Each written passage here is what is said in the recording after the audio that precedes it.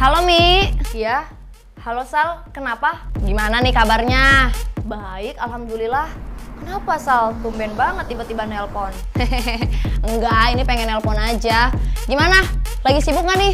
Ini, gue lagi nongkrong aja di kafe. Biasalah, orang jomblo gabut. Kenapa deh tiba-tiba nelpon begini?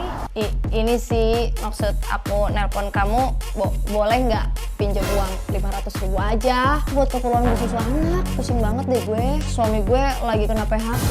Gue bingung mau pinjam ke siapa lagi kalau bukan ke kamu. Oh, aman aja. Ya udah dicek ya, aku udah transfer tuh. Wih, makasih ya Ismi. Wah, BTW, lu kapan udah nikah? Jangan boros-boros lu, nabung, ngumpulin duit buat biar nikah. Ya nikah mahal loh. Jangan nongkrong mulu. Lah, gimana mau nabung? Duit aja lo pinjem, mikir kayak minimal kalau ngomong.